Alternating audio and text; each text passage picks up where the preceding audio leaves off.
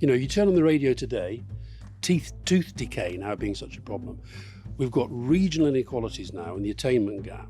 I just think you've got your head in your sand if you're not saying these are massive problems and we have to address them. Instead of what we get is everything's going fine. No, not at all. But you've also got to recognise the work that's been done to improve our school standards, which have actually meant that now our kids are fourth in the world for reading. We're now going up. For example, that a lot of Welcome to The Rest is Politics Leading with me, Rory Stewart. And me, Alastair Campbell. And today is a first for The Rest is Politics Leading because we have a serving cabinet minister. We've done better, I'm afraid, on our balanced show on getting the Labour shadow cabinet than we have in getting the current Conservative cabinet in Britain. Why do you think that might be, Rory? I don't know. I think it's because people see you as a sort of amazingly tribal Rottweiler. However, there is one cabinet minister brave enough to come on the show. I think the other thing, Rory, is that I work harder at getting people on. And let's just admit, it was I who asked Gillian to come on some time ago, and to my astonishment, she said yes. We're not going to get into that argument because she can resolve this question later. However, it is Gillian Keegan. Gillian Keegan is the Secretary of State for Education, so she's in the Cabinet. She's in charge of all the schools in England. And she is somebody I like very much. She was elected first to Parliament in 2017, unusually, having had a very full professional career before she came into Parliament.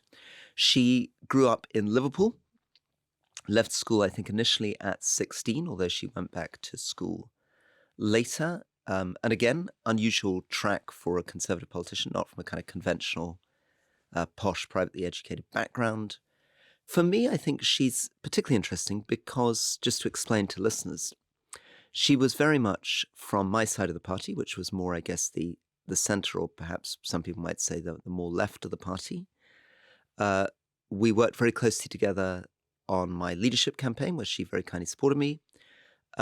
And then she went on to do a number of different jobs in government pretty quickly, given she was just elected in 2017. So from beginning of 2020 onwards, she got jobs under Boris Johnson. She was Minister of State, for example, in Health and Social Care. She then, to my delight, briefly became the Africa Minister. But in the way that modern politics work, I think that lasted about 40 days. And then she found herself back in the cabinet as the Secretary of State for Education. So a lot to get into from her own life, politics, and the state of education in Britain. Over to you, Alastair. So if we go right back to the beginning, as Rory says, very, very unusual journey, very different journey, say, to Rory's journey through politics and the political process. I actually am very well acquainted with two people who went to your school. Ah, okay. Mr. Joey Barton and Mr. Peter Reid. Oh, yeah, I know them both. Football well, world. I know their names. Yeah, so that tells me this was a pretty working class area. So just give us a sense of your childhood, your mum, your dad, and how you got to be a bloody Tory. Right, well, I mean, that is a question I get asked a lot, obviously, growing up in Knowsley. So my dad is one of 13, 11 survived till adulthood, so he's from a big family. My mum was just her and her sister. They both grew up in Huyton, which is one half of Knowsley. Huyton and Kirby make Knowsley. And sorry, for listeners internationally, Knowsley is just outside Liverpool, about 5 miles, 6 miles away from Liverpool. Catholic heritage? Or? We're Catholics, yeah. And yeah, I guess it's a very working class area. I think it's it's been on the deprivation list probably all the time. And one of the things I actually found interesting when I first went into education, actually, as the Apprenticeships and Skills Minister, was it was pretty much at the bottom of all the educational attainment lists as well. Not that you know that when you're growing up. I mean, you just are where you are, and you only sort of look around you, and you compare yourself to everyone around you, and everyone around me was pretty much the same. So it's. And you were born in, without pushing your age too much, you were born in 1968. 1968. Yes. Right. Yes. So you're growing up through the 70s. Yeah, growing up through the 70s. We actually moved around a bit because my dad worked as a office manager for McAlpines, so motorway construction. So he moved, as we were building the M62, actually, we kind of moved along it. And my mum was a secretary. So in my early childhood, we did spend some time in Lancashire and in Yorkshire.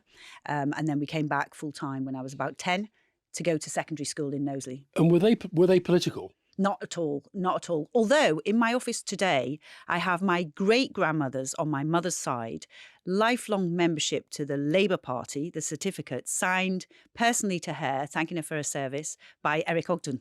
Okay. Yeah, so I've got that on my office wall, and I've also got my granddad's miner's lamp because one of my granddads was a miner. But so what was your sense growing up of politics? What did politics mean to you when you were into your teens, say? Well, the first inkling I had of politics was probably the first miners' strike. My granddad was a miner. We lived at that point in a mining village in Yorkshire. And the village, even though I was really young, I was 4 or 5 at the time, the village absolutely divided because some people had gone back to work, some people hadn't. And there was a pit in the next village to us, Kellingley Colliery. Mm-hmm. We lived near there. And I went to school with, basically people whose parents, dads largely, were miners. So I was very aware of that and quite scared about it because it seemed, it just seemed to blow families apart. Brothers weren't speaking, nephews and uncles weren't speaking. Because some were striking, some were not. Yes, and it was a very difficult time. And was it easy to understand as a child what was going on? I mean, presumably it just felt like an extraordinary act of cruelty that a government would want to close a mine that was employing lots of people. Well, at that point, I didn't really know what was causing it. I could just see the impacts of it because I was so young. Probably I had more of an idea in the next miners' strike, which, my granddad was a miner. So he gave me his views on that as well. And I think And where was he politically? Well, all of my grandparents were Labour and most of my family and friends are Labour. So I definitely grew up. Let's just say, the whole sort of essence of this show is disagree agreeably. Well, that's in my DNA because if not, I wouldn't have any friends or family members left. So I very much understand, other people's viewpoints, but I did come to my own viewpoint. I didn't just follow what everybody else does. I basically came to my own viewpoint. And I suppose where I first started to become political, and I wouldn't describe myself as political, or from a political family at all, was when I started work. And I started work, as you said, age 16.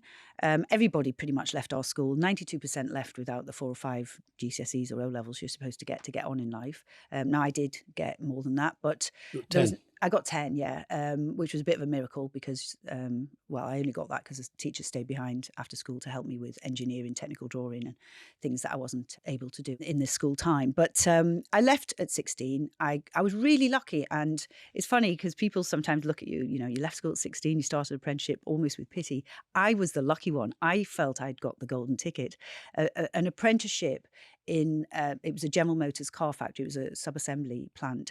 And it was a 3-year apprenticeship. They took you around all of the bits of the business and they also sponsored you to go to college. And they said to me, we'll take your studies as far as you can go. We'll take it up to degree level if you want to go to that level. And you were being apprenticed to become an engineer, to become a car mechanic? Well, that's what I wanted to do, engineering. And it wouldn't be car mechanics. It would be more design, car design or process design, that kind of stuff. And your father was sort of involved in engineering, I guess, if he was building roads. No, not really. He was the office manager. So what he would do is if he were going to build a road, he'd be the guy who'd go, he'd get the land sorted out, get the caravans, they all lived in caravans, get the labour sorted out, get the plant, machinery, equipment sorted out, manage the budgets. So he was that part of it. He started work himself when he was 15, I think, and he kind of worked his way up for that.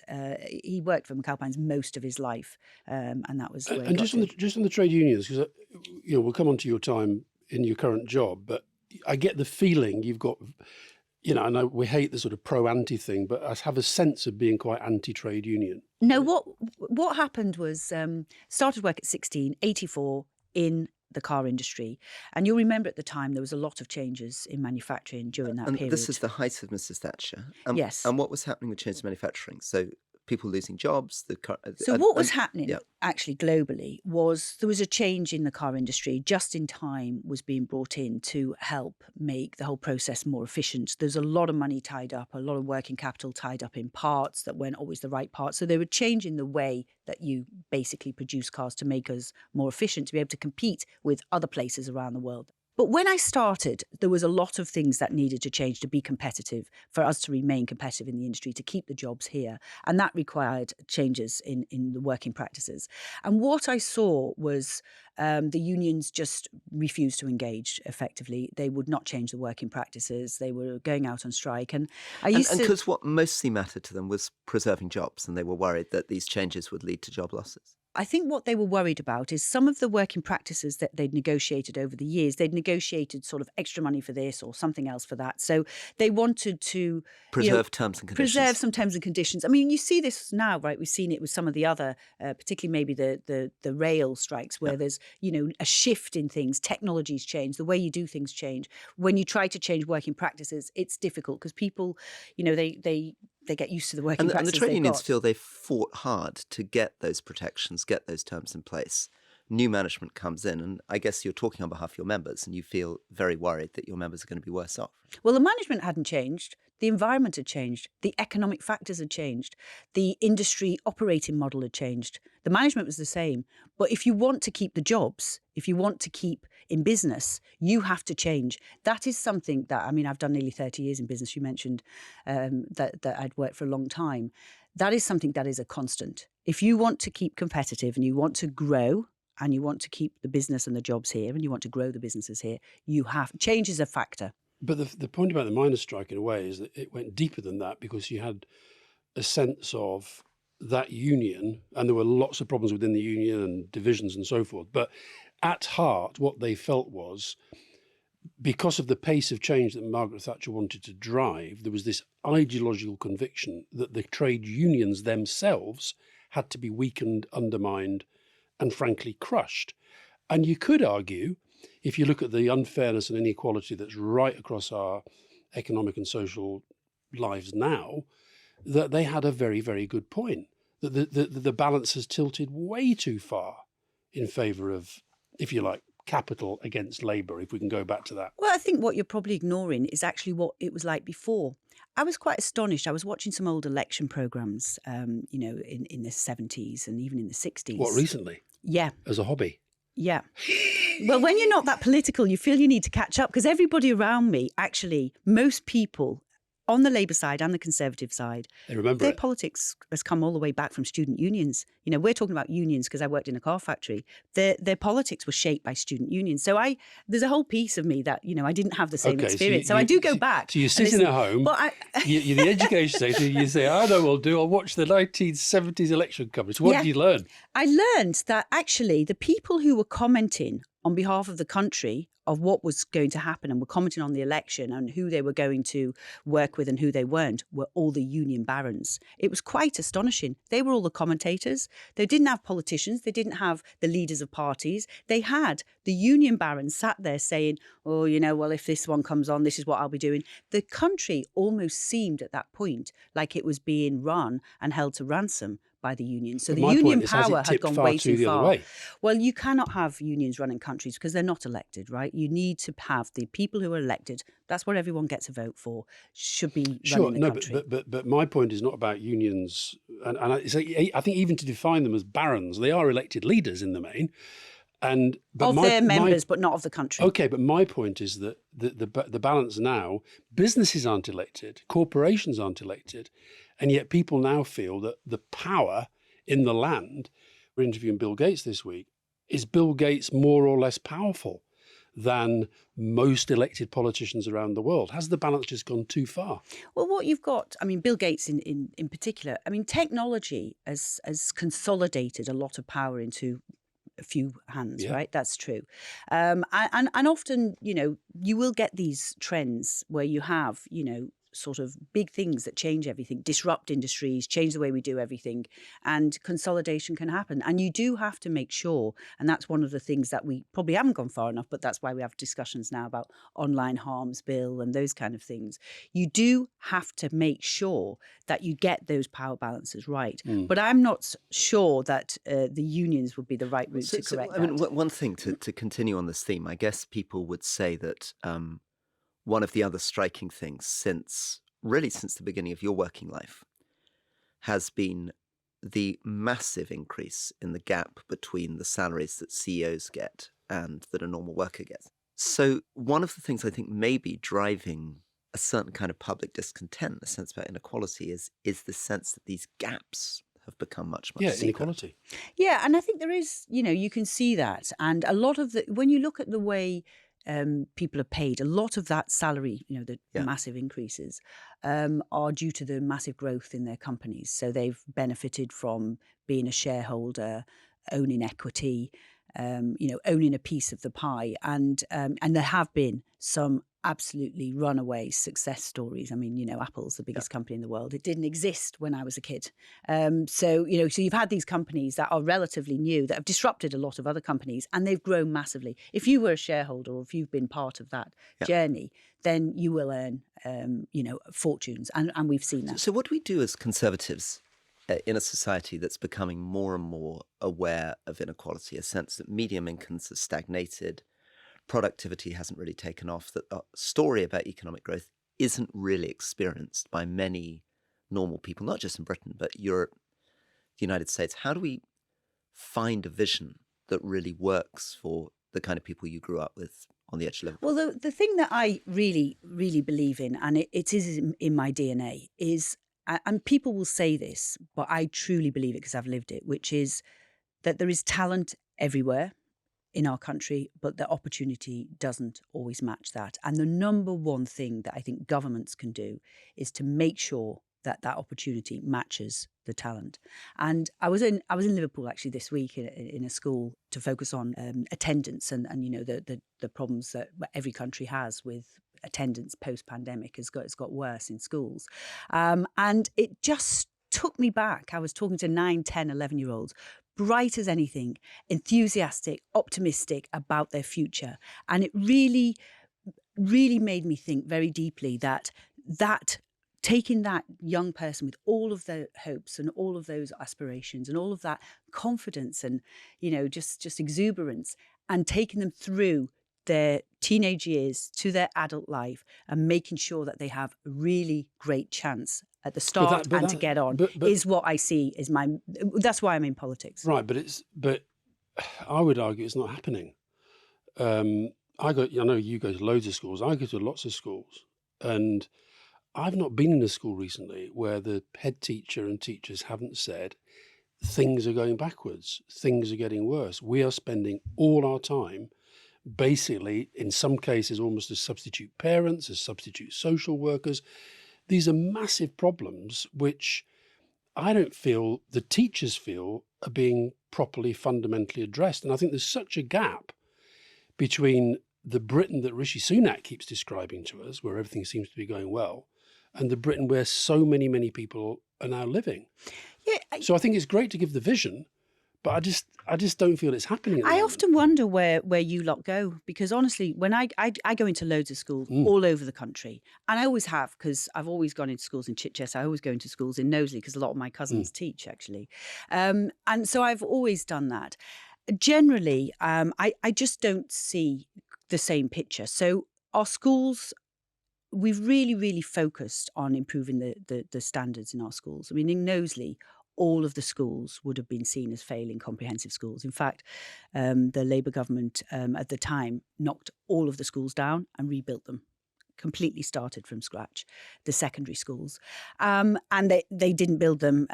In fact, they built them without classrooms. We were some kind of experiment. Hold on, you're not going to tell me that building new schools was a bad thing. These schools they built, we called them the wacky warehouses. They didn't have a classroom wall in them. So kids were sort of in different parts of the building with like cloth between them. They were terrible. So actually they had to spend a fortune putting the walls in. You see, but that wasn't the point. The point is, one, investment in the standards of education has meant that now 89% of our schools are good or outstanding. Just this last year, nearly 120,000 kids have gone from going to poor schools, inadequate schools, to going to good or outstanding schools. So that is the focus. We can have a big discussion about Ofsted. We will have a big discussion on Ofsted, I'm sure. In a second. But just again to explain to listeners. So we've got this Ofsted system, and they go and do inspections, and you can become an outstanding school, you can become a good school. What are the other categories that you... Requires improvement and inadequate. Right. And going back in time, there were more requires improvement and inadequate than there are today? Yes. So when we took office in 2010, there was 68% good or outstanding. So 32% were requires improvement or inadequate. Now we're 89% good or outstanding, so 11%. Are you confident and can I just say that as a figure that's been challenged by the Policy Institute?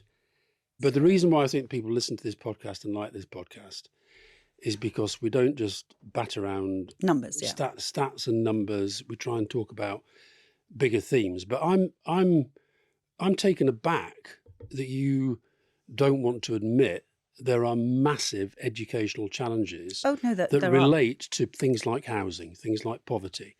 You know, you turn on the radio today, we're talking about, there was Wes Streeting, the health secretary, shadow health secretary, being interviewed about brushing kids' teeth. Tooth decay now being such a problem. We've got regional inequalities now and the attainment gap that I just think you've got your head in your sand if you're not saying these are massive problems and we have to address them. Instead of what we get is everything's going fine. No, not at all. But you've also got to recognise the work that's been done to improve our school standards, which have actually meant that now our kids are 4th in the world for reading. And in the international tables, which, you know, are the best judgment we have, really, we're now going up. For example, that a lot of that comes from, and this isn't me saying Labour did better than you're saying, but that was a focus on literacy strategy, which is you've continued fine, some of it, and that has helped. I would say there's two things which I could pinpoint. One is phonics and the rollout of phonics all across the country. And the second is maths mastery. The third is probably actually big investment in continuous professional development of teachers. So we have more qualifications in, you know, being able to teach maths at primary, etc. So, this focus on standards, I think, and curriculum and educational standards. So before we get on to it, led to it. Obviously there's a really big conversation between you and Alastair on the deeper social context, kids not brushing their teeth, housing, all this sense that teachers are having to deal with much bigger social problems.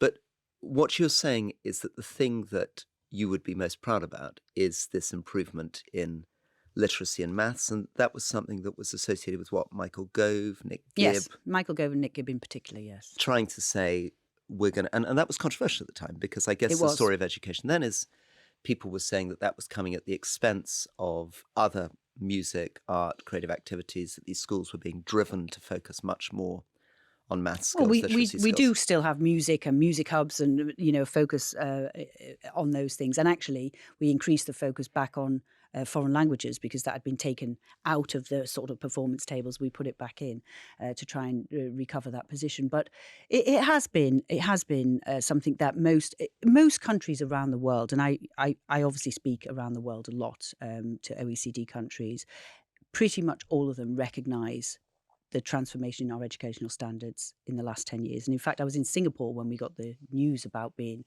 4th in the world at reading, and the education minister said to me there, you'll be there in maths soon.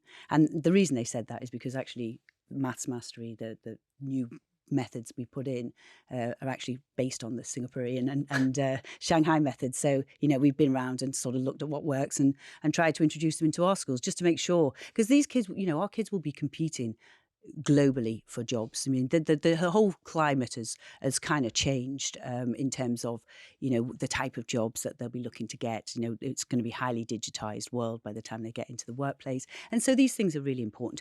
But if you ask me, you asked me about, what would I say we were proudest of? I'd probably actually say more on the revolutionising of our skills and technical education with apprenticeships and the systems we put in place. I would probably say, yes, the school standards, it's a great story. But actually, I think even Labour would probably admit, and I work with Michael Barber a lot, and I think he would probably admit that not as much was done on skills as they would have liked in the last Labour government. Right, well, I'm not going to relitigate the Labour government, but you asked what sort of schools I go to. I'll tell you one school I went to recently, which you may have been to because it's run by the head teacher of the year, a guy called Andrew O'Neill, and that's All Saints Catholic School, which is in the shadow of Grenfell Tower. And he wrote a piece recently called The State We're In. This is the head teacher of the year at a school in a very tough area of London. Inequality more pronounced than it's ever been. PISA, the much heralded results that you're talking about, it says, are not the result of a few meagre years of educational policy and the personal triumph that Nick Gibbs seems to be taking, but the result of long-term policy since the 90s. Attendance, a disaster. He says the government provides a strong talk about attendance, but very little substance. Behaviour, despite claiming to be the party of high standards, the government has chosen to ignore this issue. The ruination of austerity, the decimation of the kinds of out-of-school activities that brought communities together. He goes on and on and on. Ofsted, and, I'd love to talk to you about Ofsted because we've just had recently this terrible suicide, the whole one-word judgment that I think is misleading. The curriculum, we're still basically living in Michael Gove's world, and you've got a recruitment and retention crisis. Yes. So that's why that's a head teacher, the head teacher of the year, the guy recognised as being the best head teacher in the country, pretty much saying they're doing it despite rather than because of. Well, let's be fair. I mean, the people who are delivering the educational standards and the massive improvement in them are our teachers and head teachers. But you said it's been going on since the 90s. In 1997, we were 7th and 8th in the world for maths and English and science. By the time in 97 to 2010, in 2010, we were 27th and 28th in the world. So at the beginning of, the 97. Honestly, I'm just not buying the idea that education went backwards. No, but I'm just saying that the head teacher there has talked about PISA, and he said, it's been going on since the 90s. It has, and we were very high in 97. Then by 2010, we were 27th and 28th in the world for maths and English. We're now 11th and 13th. This really matters because if you look at Scotland, which used to have a fantastic education system, and it is no longer, they are now 27th and 28th, and Wales are 33rd and 34th in the world. Now, these things matter because what you're doing is saying, how are our children being set up to compete in the future for those jobs? So, I look at these and I'd be horrified if I was 27, 28, but if it is, you just have to deal with the situation and do something. There's been differences in the curriculum and the approaches to the curriculum. And I think personally, I'm not an educational expert or an academic, but listening to the academics and looking at the results and listening to what other countries say about us, I think you can be confident that we are improving our educational standards, and that matters. So that's what I'd say. But I don't say that there aren't challenges in schools. One of the biggest ones, actually, that many, many head teachers mentioned to me, and I don't think that head teacher, Mr. O'Neill, mentioned it, but is special educational needs. He does actually. He actually says that if we fully address the special educational needs as it exists, we'd probably put most councils out of business. Right. Because the costs, the necessary costs are so high and they don't have the funds to deal with it properly. So there's a massive increase in special educational needs. And probably there's a massive increase because we just know more. We know more how to diagnose. We know more how to put strategies in place to help children overcome. And we know how important speech and language training is. So we know a lot more and we care a lot more as well about special educational needs. So more people are categorised as having special educational needs than would have been the case 40 years ago. Yes, definitely. And we know more about special educational needs. Some of the things that people would have just said, somebody's, not able to keep up or whatever. Well, now well, why? What is it? And we try and diagnose and then help the child. There is no doubt that we need to improve our special educational needs offer. And there's a couple of things. We've got a SEND and alternative provision improvement plan. So we recognise that we definitely need to improve it. One of the things that I think we probably did wrong is we didn't invest enough in special educational needs schools that had some specialist sort of approaches for various special educational needs. And many, many more children went into mainstream schools. Some of them wanted to, and they did perform very well. Some of them not. So we now have special educational needs schools where we have lots of people waiting for places. So that's why, we've announced another 15 special educational needs schools all across the country. And that's on top of 90 odd we've already done. You must get pressure from MPs. There won't be an MP in the country who doesn't have people with special educational needs. Kids who are really struggling to get into the system at all. To get diagnosed, yeah. Well, but also, once they are diagnosed, really to get in. The system feels very, very tough from their perspective. Yes, and I have a nephew with special educational needs, and I feel very strongly about it because I've seen my brother and sister-in-law, they parents almost feel like they're battling the system. Well, they are. And I don't want them to feel like they're battling the system. I want them to feel like the system is there to support them. So there's a number of things that we're putting in place, lots of training as well. We're training more educational psychologists. We're training 7,000 more Senkos so that we've got enough people with the specialist skills. When you get a big increase, and it's the same with mental health, we had a quadrupling of demand in children's mental health. So when you get that, it sometimes takes a system of time to catch up because the workforce is very important. So this is something you're both profoundly passionate about, and we could continue for a very long time. But it's also interesting. I mean, it's interesting to get a government minister defending and taking the line rather than what we tend to do, which is just say the whole world's gone to nonsense and grumble. Can I take you back, though, just before we come back to politics, back to your working life? Because you spent nearly 30 years not being a politician, right? And give us a sense first of what the difference is between not being a politician and being a politician. What's the difference between having a normal job, which most people listening to this show have, and the strangeness of being a member of parliament? How would you describe that difference? Because very few people have ever come into parliament recently with that degree of professional experience. Most people are coming in, as you say, having been professional politicians since they were almost in their teens. Yeah, and I think that's one of the things that we need to change, actually. There's very few people from business go into politics or politics go into business, and there does need to be more crossover. But there is a fundamental difference. So, obviously I started as an apprentice. I'm the only degree apprentice in the House of Commons. So you get that kind of experience, which you can bring to the role, because the vast majority of people probably have done the traditional university route. So they don't understand the power of an apprenticeship or degree apprenticeship. That's something that I definitely bring. But one of the things that is really different is once you get up the managerial ladder, and I got into senior executive positions. I worked in technology, I worked in banking, I worked in manufacturing. You are accountable, you're responsible, but you do get to set the strategy. You do get to hire the people. You do get to fire the people if they're not performing. You do get to, you're fully accountable for the results, and you yourself will have to bear that accountability, if you don't grow the business, if you lose business or whatever. So it's very highly accountable. One of the things that's very different as a minister and as a cabinet minister is because you're working through an organisation which is a civil service, you're kind of pulling levers, and I think you've described this sometimes. You're pulling levers and actually the levers aren't attached. So how do you get the attachment between what you want to do and how to get this massive organisation, civil service, to be able to deliver? And that is the key thing. Develop that a little bit more just before I go to Alastair. What's the difference between, I don't know, being the chief executive of a big schools group and being the education secretary in terms of what happens when you come into the office and say, this is our plan, this is our vision? You've been doing the job now for, I guess, how long? A year and a half? Coming up to a year and a half, yeah. And that's a veteran in Tory ministerial. Give us a sense of what the difference is compared to when you were a senior person in business and the way in which it works managing civil service. Why is managing a civil service department different?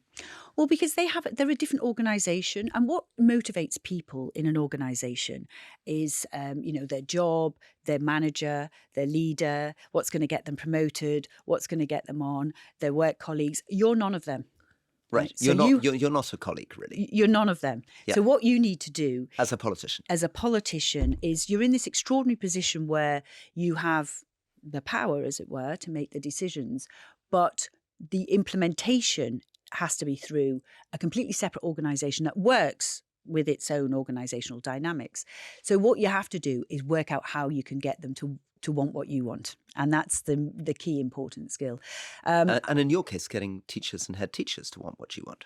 Yes, and I want what they want. One of the things that, obviously we've had some difficulty since, I took the job, the first time, when I got the job, I got a letter from the unions, actually. It was saying, we need £2 billion. And £2 billion for the inflationary pressures, some of the cost pressures, plus also the higher than they'd anticipated pay rise from the previous year. £2 billion. And I thought, my goodness, it was just after the mini budget. What, the Kwarteng? Yes. So very difficult economic times. I thought, am I going to get £2 billion? But I'd worked with the unions. I'd understood the case. I'd spoken to many head teachers, and I put the case for the 2 billion, and we got the 2 billion. And so I was delighted. I thought, this is great. Everybody's going to think this is a good achievement. And it didn't really last long because a couple of months later they decided to take strike action. So I then had to deal with that. And so you don't have all of the levers. I need to work with many, many different stakeholders. I need to work with many different, and they've got their own organisational dynamics. So I need to understand where they're coming from, and then I need to try and sort of figure out how we can get to a position where we can agree. And getting the £30,000 starting salary for teachers was really, really important. You mentioned recruitment and retention. The whole world's got a recruitment and retention difficulty in almost every sector post the pandemic. There's been a dislocative impact on the labour market, and that's impacted everything from nursing to teaching to tech to pretty much everywhere. That's why we've got nearly 1 million vacancies in the country, and it's not just our country; it's all over the world. But just on that specifically, so back to my friend Andrew O'Neill, Head Teacher of the Year, he talks about recruitment and retention crisis. He says it hasn't come out of the blue. Latest figures show 13% of teachers are leaving after 1 year, 30% are leaving the profession after 5 years, and these are people who join the profession believing that this is the vocation. How do we crush these dreams so quickly, he says? The government has missed its recruitment targets year after year after year. And that's exactly why in 2019 we put a recruitment and retention strategy in place, which included getting to the starting salary of £30,000, which was in our manifesto, which included focusing on shortage subjects as well, which included on looking at more routes into the profession. So one of the first things I did when I was the apprenticeships and skills minister, which is my first ministerial job, was I wanted to put apprenticeships on the map, and I wanted to have an apprenticeship. I wanted people to accept them as an equally valid route. And I knew that was a bit of an uphill struggle because I tried it all my life.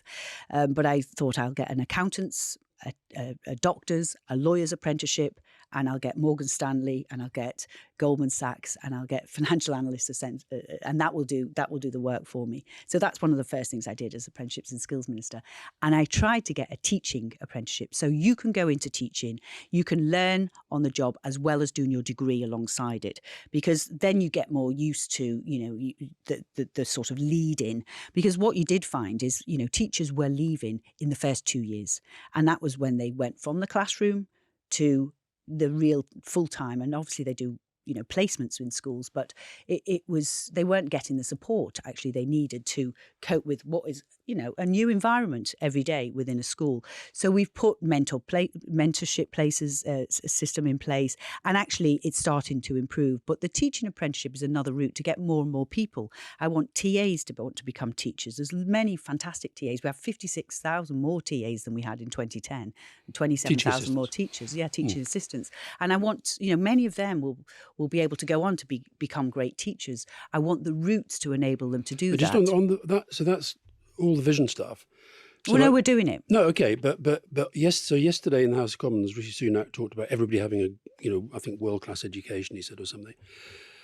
And your big slogan back at the last election, levelling up, which I don't know didn't know what it meant, and I don't feel that it's happened. But in relation to education, Rory and I talk about this a lot.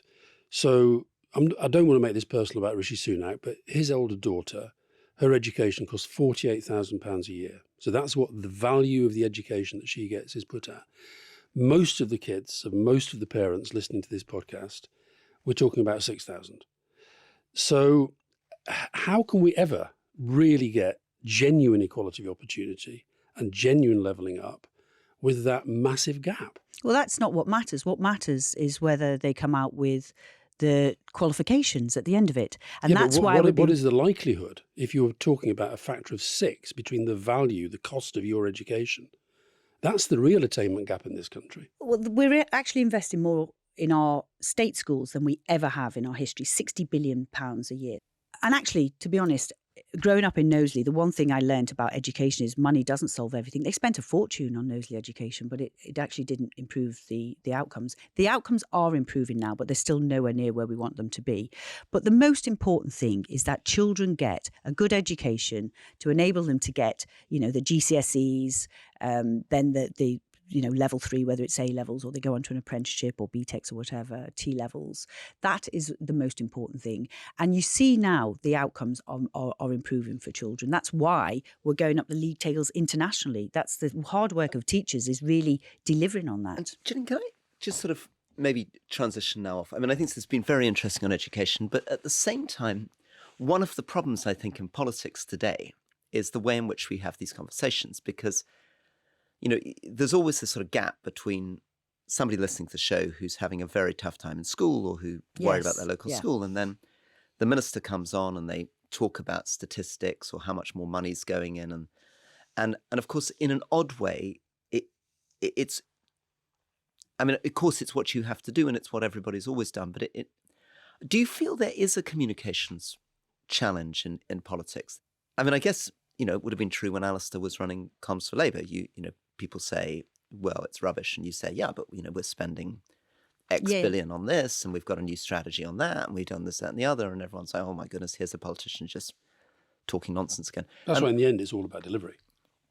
Tell me about communication. Tell me about how we inspire people, what you've learned about what doesn't work, what does work, why people are losing trust in politicians.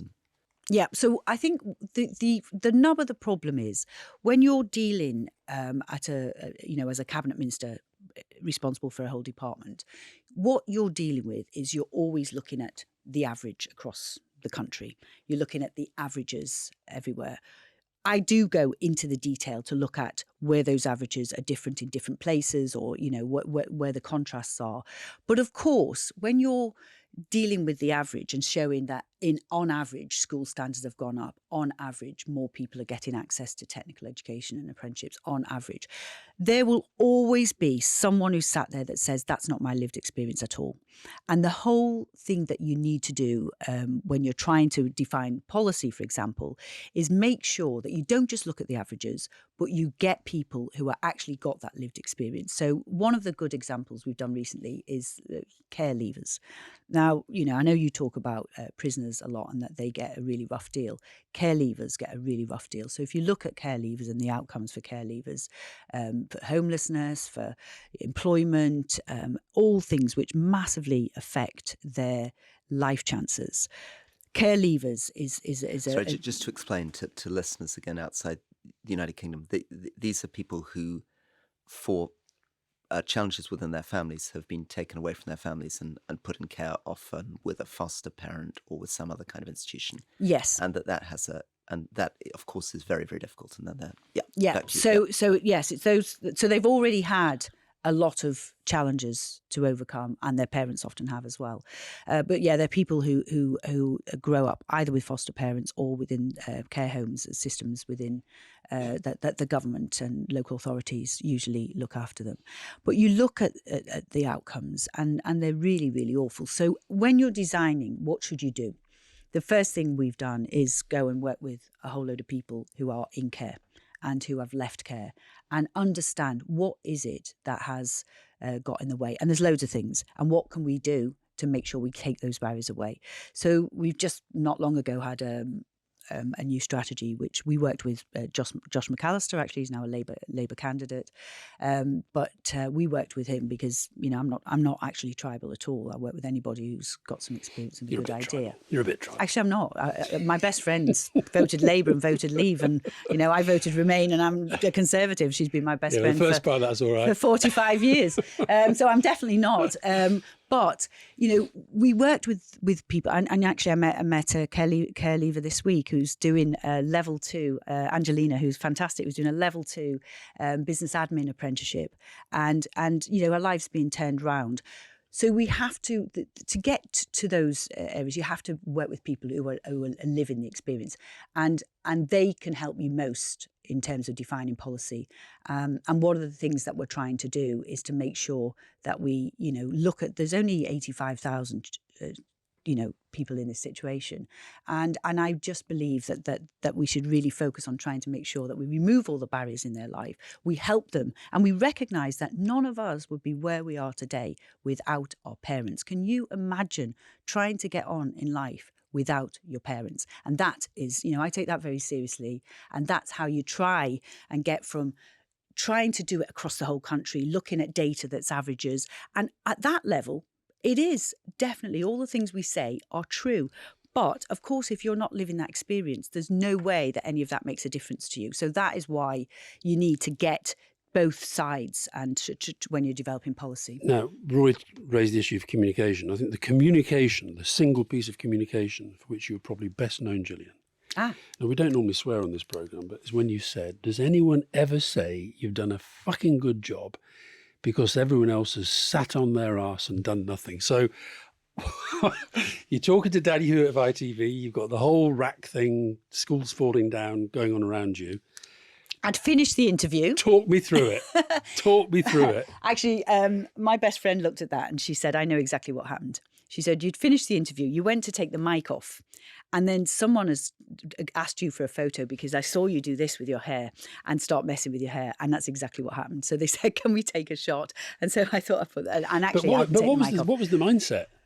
Did you think we should have been thanking you? No, it wasn't me. So what happened with that incident was...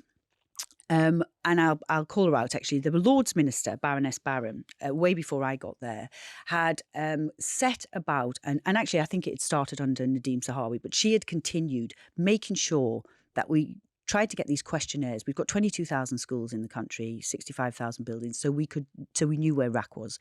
And she had, against the odds... Just to explain, so know where this sort of dodgy form of concrete. Reinforced aerated concrete. And the problem with that is that it'd been going into schools and we didn't know where it was, and buildings were there. It's been going on. I mean, this is from buildings from the 50s, 60s, 70s, right up to 94 when we stopped using it. So it's been going on for years. No one's kept... Let's not read... No, but no one's kept it. Yeah. So basically this minister said, we have to find out where all this is. So she went through this from March 2022, getting all these questionnaires back. The only reason I could make the decision, which is probably one of the most difficult decisions I've made, but I will never regret it. But the only reason I could make the decision was because of all the work she'd done. And the decision was to not reopen some schools that she thought were unsafe. So what had happened is they'd gone round, they'd been identifying RAC. Yeah. RAC had been either called critical or non-critical. All the critical schools, which there was 52 at the time, all of them were closed straight away. All of the kids were put into face-to-face via, porta cabins or via using other space in the schools. We had done that for 52 without a single media inquiry. What happened was there was 104 that were judged as non-critical. Over the summer, in other settings, there were panels that failed, and we were so concerned about this that any panel that failed anywhere, we were sending engineers to go and look at it. And the reason that's a problem is if a concrete panel on a ceiling fails, it can drop on someone's head, right? Absolutely. Absolutely. I mean, horrendous. So what happened is some of the panels that failed had previously been judged as non-critical. So I had all the engineers, the institutional structural engineers, say, what's the difference between the non-critical here and the non-critical there? And I wasn't willing to take any risk at all that a panel could fall on children's heads. So it was very cautious, but I said, okay, I don't want to open the schools. I want to get where all this RAC is, and I want to get those ceilings made safe immediately. And we kept most children in face-to-face education. The teachers did a brilliant job, and the head teachers did a brilliant job. Anyway, we've talked on the podcast loads about RAC at the time. So it was a moment. It was a moment. It was a moment let's move on. I regret, obviously. We've got a few minutes left. You regret it? Well, I regret swearing on telly. Yeah, my mum wasn't very happy. Oh, right, okay. But I don't regret the decision at all. No, the decision, I just felt... When I said, I actually did feel grateful that I could make the decision, that the work that had gone before me quite recently, they had the information, so I could say, this is where we're going to. Let's just briefly talk about your party. So you voted for Rory Stewart to be leader of the Conservative Party. I did. It's probably the reason why in an earlier podcast he said he thought you ought to be Prime Minister. I thought he ought to, obviously. I think Gillian's wonderful. So you can stay out of this mutual back scratching. But how different is the Conservative Party today than you think it might have been if actually Rory had become leader of the Conservative Party? Well, I think... And can you live with both? Yeah, I mean, I voted for Rory. I didn't vote for Boris. I didn't vote for Liz, and I voted for Rishi. And I think Rishi is great, actually. I do. I've worked with lots of people in many, many different parts of the world, in many different guises. See, this is the problem. You did great. also defend Liz Truss and Boris Johnson when they were prime ministers. I know that's part of your job. You have to. But that's what people hear. So I want to get a genuine sense of where you are on that spectrum between Rory Stewart and, Suella Braverman, the radical right, as it were. Where are you on that spectrum? And where's the Tory party heading? I'm what the Conservative Party is, which is pragmatic, right? So, I mean, one of the things that always strikes me, because, I know that you go on about Boris quite a bit, but it always strikes me Johnson, that... cool. Oh, you call him Johnson, yeah. Well, it always strikes me, though, first of all, you go with the majority vote, right? That's the whole system that we have, whether it's on leadership, whether it's who governs the country.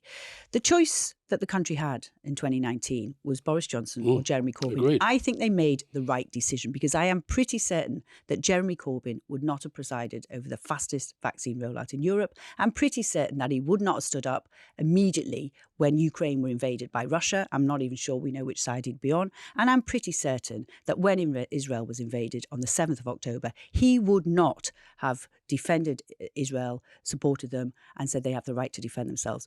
That was the choice at the last election. The country, I think, made the right choice. So that's the way I look at it. And once the country's made a choice, I do what I can. We all talk about it, and Rory talks about it a lot. What a privilege it is to be able to serve your country in government. Your party, which has been in government for so much of its history, it is, I think, incumbent on all politicians to be honest with the public about where the politics of that party lie. Yeah. I can't imagine even Margaret Thatcher's party doing some of the stuff that's been going on recently. In terms of what? Well, I think Rwanda. I think that's a policy that would have probably been rejected back then. Well, I think it's been. Let's talk about Rwanda because I think this is something which I know that is seen as something that you think is defining the party. But Rishi Sunak. Sorry, there, Roy. Rishi Sunak is he deliberately made this one of his 5 defining priorities. Yes, because that's why it's become such a big thing. It's become such a big thing because of 2 things. One is the migratory pressures all around the world are increasing and will continue to increase. The second is that there are organised criminals who have now moved into this space and created a business model which is actually going to just continue to fuel it. So it is a big issue. It's a big issue in our country. It's a big issue in Europe. You're seeing it impact politics in Europe. It has to be dealt with. So when you say and go back to try and imagine what Margaret Thatcher would do, she would do, I think, what we're doing now, which is in the face of that, almost impossible to imagine how you can stop it. What more can we do? And it's obviously there's lots of things within the policy, working with the NCS, trying to smash the gangs. Okay, what about coming out of the European Court of Human Rights? Well, no, European Convention of Human Rights. We've said very clearly that we've obviously got to go as far as we can, and this is probably the toughest legislation that we've ever introduced on immigration because we're facing the toughest circumstances we've ever faced on immigration. So those 2 things need to go together. But of course, that needs to be within the respectable legal arguments and be able to, defend itself in the law. And of course that needs to, we need to be as tight as possible, but we also need to make sure that there's a respectable legal argument. But no one's had to deal with this before. No, but we have to deal with it. You wouldn't agree that Rishi Sunak is actually being driven to a place that he doesn't necessarily feel politically comfortable. Or do you think he is politically comfortable where he is? I think we're all being driven into a place we never expected to be by the size of the immigration problem and the fact that the organised criminals are not going to go away. There's, obviously we take boats, we try to get to the source. The National Crime Agency are working with everybody to do as much as possible. But these people will always find, they find a way. I was very struck, and this is kind of, I was in Tanzania going to see a refugee camp, actually with Layla Moran and Jess Phillips, because I am not tribal and I have lots of friends in other parties. But I was very struck because we were talking to people there, and they were talking about the successes they'd had in crushing the drugs routes and the drugs trade that were going through there. And they said to us, unfortunately, that has meant that the criminals have moved into people trafficking, human trafficking, and they are basically selling dreams and delivering nightmares. And that is what we're on the end of. Nobody's had to deal with it before, but anyone who thinks that you can deal with this in either ways that we've done in the past, you can't. We have to have new ways of dealing with it because we're dealing with a new phenomenon. You don't see it as a major political shift to the right? I see it as a major shift that we have to do to make sure that we control our borders and we do so fairly. The British public are so fair. We've lost control of our borders in part because of Brexit. The British public are so fair, and they voted for Brexit, but they are so fair that, you could never accuse the British public of not being fair. And yet this is something that's happening. And look at what's happening in Europe, 80% up. The small boat crossings are 30% down. I know you don't like the numbers, but, it's an incredibly difficult problem, but it has to be solved. Gillian, my last question. Give us a bit of sense, now that you've moved into this new world of politics, what you enjoy about the job, what keeps you cheerful in the morning.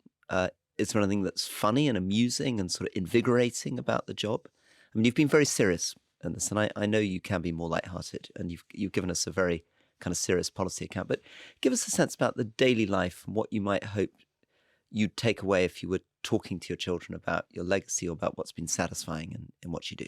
Well, the first thing I say is I've had loads of jobs. I've actually always loved working. I love it. But I love this job. It is the best job I've ever had of all the jobs I've had. What makes it really fun? Mostly actually the constituency stuff. You can really help people when they're at their kind of lowest ebb, when they've tried everywhere else.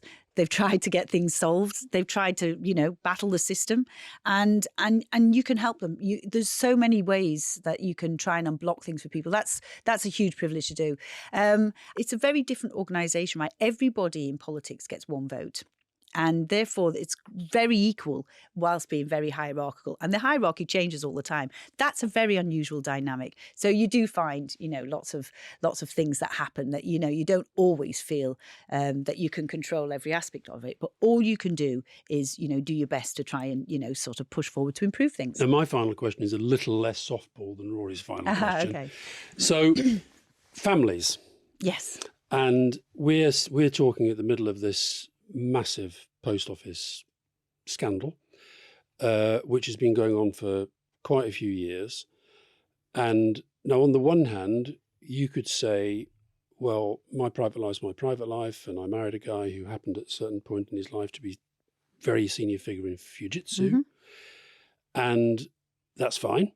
But on the other hand, going back to what we were talking about earlier about the balance of power in this country and the feeling about, and I'm, by the way, not equating your husband remotely with people like Michelle Mone, but those... Well, thank you for saying that. No, but those sorts of stories where people feel that the connections within the political and economic systems are just too close. Do you feel you have a bit of a special responsibility on something like this, in a sense, to keep a bit of a distance from... You always have a responsibility to be open and transparent about everything. And what happened, obviously there's a lot of talk about Horizon and the post office. And what happened was just an unbelievably, truly awful miscarriage of justice. And, I first learned of this. I met sub-postmasters in my own constituency when I was very newly an MP. And their stories, they're unbelievable, they're heartbreaking. In fact, they did move me to tears. Village sub-postmasters, they've been there for decades. They were trusted pillars of the community. Suddenly, their livelihoods ripped away from them and their reputation and the political system shredded. Hasn't really, the political system over decades has failed them. No, and thank goodness for Alan Bates and Joe Hamilton and the campaign group, and the TV programme. It's taken a TV programme. Well, yes, but to be honest, I think the inquiry has been set up over 2 years ago. And that, the job of government now is to obviously speed this up because it has taken too long and make sure those that are affected get paid compensation, fair compensation. That's what we're doing. But the judicial inquiry, which was set up 2 years ago, and is very thorough. And Wyn Williams, I think, is doing a great job, as well as Jason Beer as well, the KC. But they will bring everybody in. They will ask tough questions under oath, and everybody should fully cooperate with this But inquiry. so- and everybody, they will get to the bottom of this, and when they get to the bottom of it, people will be held responsible. So, so your husband, who was reasonably senior in Fujitsu at the time, would be giving evidence to that inquiry. Well, that's up to the inquiry. So the inquiry can call whoever they want, but I am certain if they called him, he would obviously fully cooperate. Yeah, and how do you as a politician feel when this kind of thing is going on? And I don't think you're being, it's not as if you're being followed here by cameras or any of that stuff, but it's kind of out there. People are sort of, think that this is relevant because you're a current member of the cabinet. How does that make you feel about being a politician? Is it fair? Is it unfair? Is it part of the job? And do you feel the responsibility sort of, to drill down maybe deeper than others in government, it would seem over time? Probably the best example of that, which just to bring it to light to your listeners, was actually when I got into the papers because of the RAC decision, or more importantly, probably because of swearing on camera. And I got followed by cameras, but more importantly, they followed me on holiday where my family, my mum and dad were there. They were knocking on neighbours' doors, and all my neighbours were saying, we didn't even know she was an MP. She's had her place here for, 20 odd years. We didn't even know she was an MP. And can you just imagine my poor parents, they still live in the same house they've been in since I was 10 years old. They don't really know much about politics. And, they're being doorstepped by these journalists when they're on holiday. So it's quite astonishing. What I think has happened is the whole media landscape has changed. Media is obviously, with the exception of BBC, is largely funded by advertising revenue. That advertising revenue is now being shared with social media platforms, social media influencers, promoters, podcasts, everything, right? The landscape has absolutely changed. And if you think of podcasts aside, actually, I think they're a good addition. But if you think of some aspects of like influencers or promoters, they need lots of clicks, right? That's what they're trying to do to get lots of clicks. And that is what is happening, and it's changing the aspect, I think, some aspects of our media. Okay, I'm going to come in for a final question then. So I get a bit gloomy about politics. I know, I've heard. Yeah, I don't know why. You exactly. should have stayed, actually, Exactly. and you'd be Well, happier. he didn't have any choice. He did. Give us a sense, if you were talking to a young person, about an honest, quick 1 minute on the bad side and the good side of being a politician. The bad side is you become a public figure. And when I was first thinking about politics, which somebody else suggested to me, I didn't even think about it, which sounds terrible. But I thought of lots of things. I thought about, the difference in the jobs, the difference in the sort of lifestyle, and how you live in two places and all of that stuff. I thought about what you could do and how I'd have to get used to and understand the world of politics. I didn't think about becoming a public figure. I didn't really think about that, and I didn't think that was going to happen. And then it does. Now, you can't do anything about that, so you have to be prepared for that. I wasn't really prepared, but now I'm pretty pragmatic, so I'll just go with it, and I recognise I am now. Therefore, that's why I come on. I'll answer anybody's questions. I'll try to be as detailed as possible. Hopefully, not too detailed. Maybe I have been for your podcast, but that's the downside. You're a public figure. My mum probably put it the best when I said to my parents I was going to go into politics, and they couldn't believe it. They were like, "But you've got your way to these great successful jobs. Everybody loves you. You're really sort of popular. Why will you do that? Everyone's going to hate you." They were probably more right than I thought. But that's the downside. That is what you see, but that's what you see when you look on Twitter, if you look at some of the sort of negative media. You go into your constituency, you go into a school. When I go into a school, I genuinely get a fantastic experience. You smell, you're like the Queen, you smell the paint. I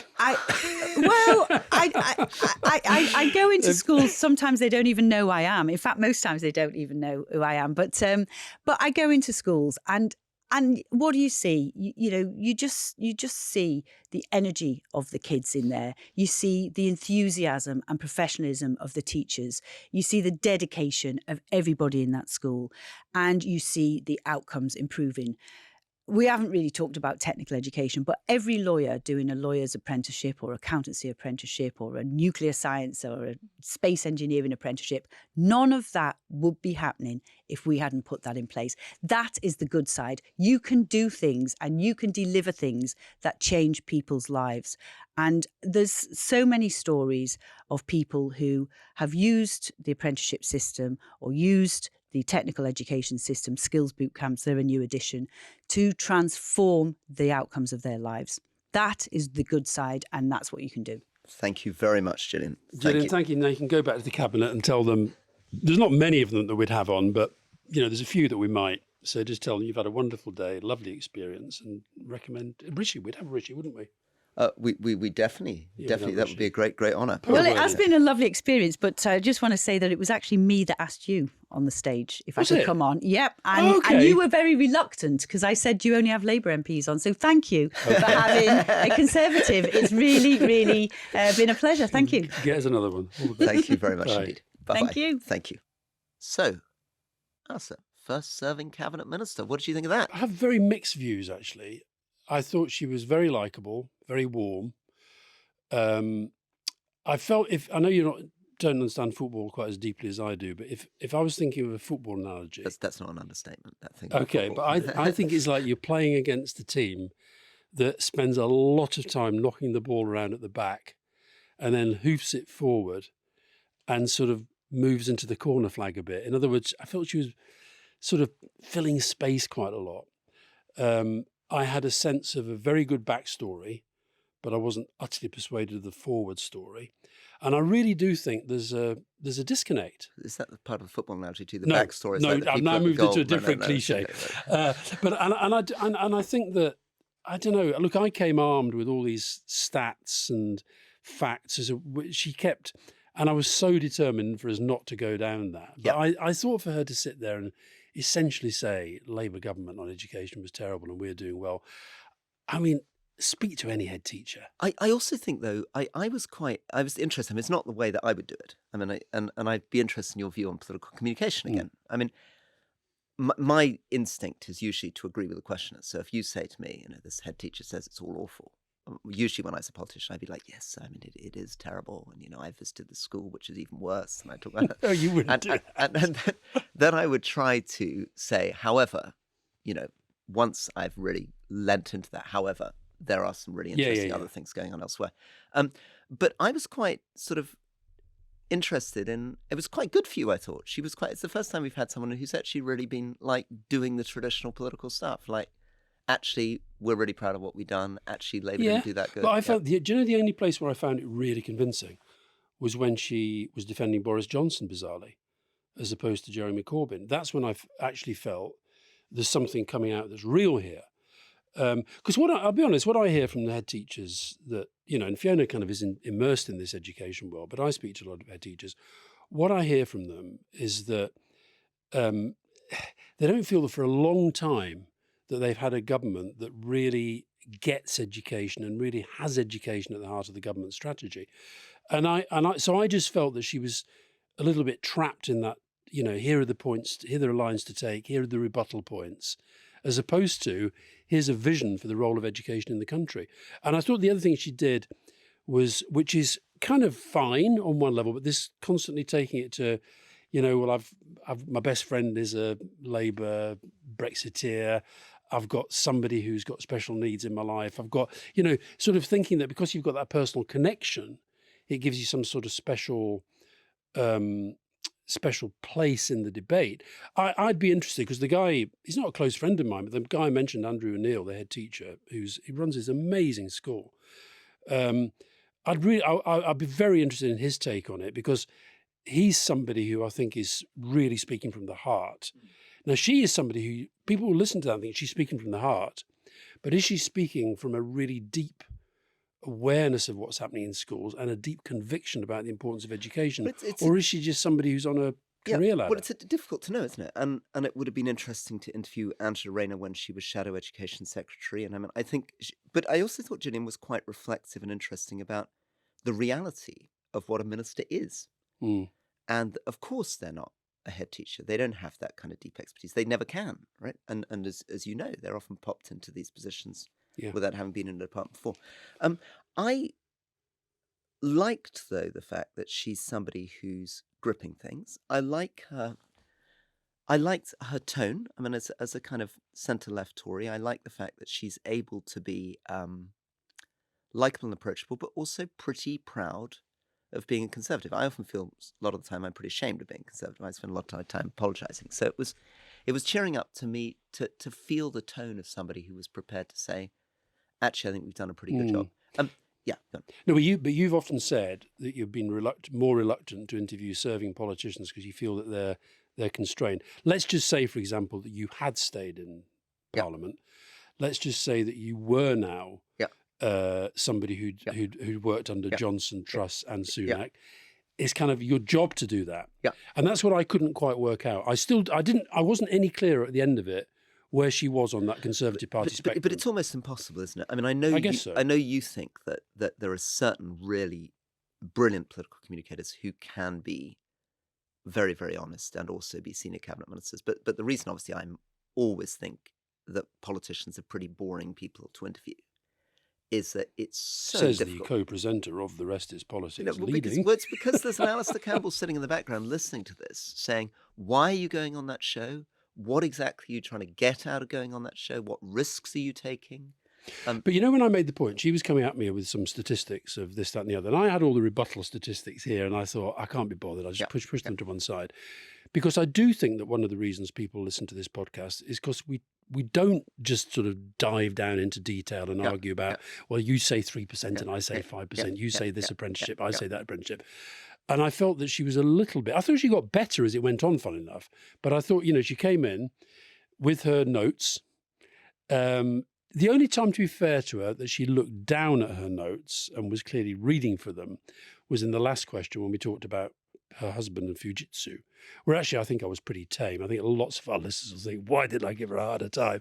But I knew that she had the lines written there. So I think what we're going to get was a kind of a rehearsed line to take. And that's what we're trying to avoid on this, because that's what just, I think, drives people mad when they're listening to these. I've come out of that still with a huge amount of admiration for Gillian as a person. I think her backstory is extraordinary. I think it's amazing to have somebody from a working class background who left school at 16, had an incredible business career. I think she brings a lot of common sense and empathy. I think she's been in politics a very short time. She was elected in 2017, so barely 6 years, 5 years, I think, before she was in the cabinet. And I think she could have a long way to go. I think she could improve a lot. Do you think she could be Prime Minister? You once said she could be Prime Minister. Do you still think that? Yeah, I still think she could be. And I would definitely much prefer to have her as Prime Minister than almost any of the other potential candidates coming out of the Conservative Party. I'd be deeply reassured by her because I think she's got a lovely combination of